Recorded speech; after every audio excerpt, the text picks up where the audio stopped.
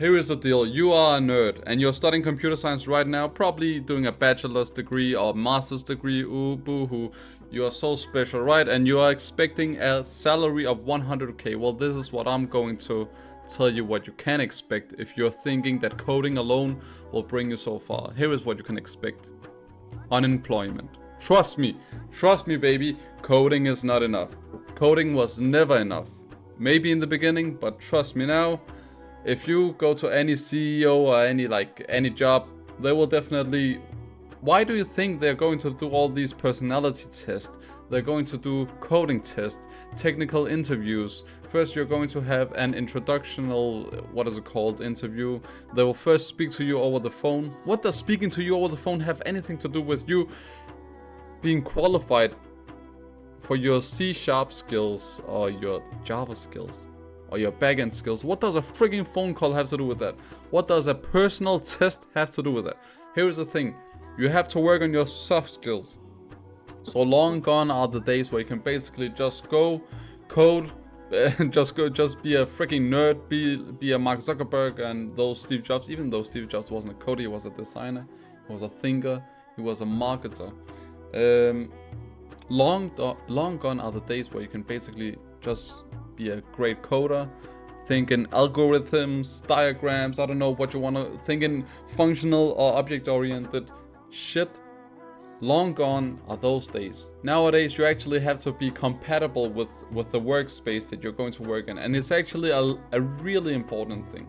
Trust me, because if you have long ass hair that looks, if you look like a monster can with 2 legs and 2 arms, trust me, if you look like a Monster energy drink with 2 legs and 2 arms, you will not get that job. Trust me.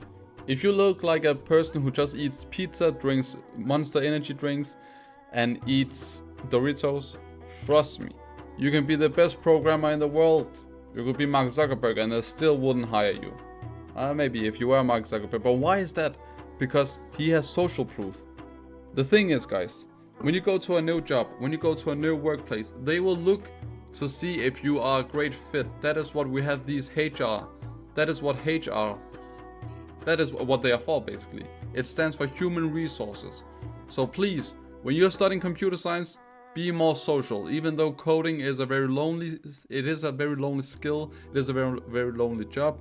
But you have to be able to work in a team, and you have to be able to speak with other people. You have to be able to translate your code into normal human language that people understand. You have to be able to basically speak about refactoring a function inside another.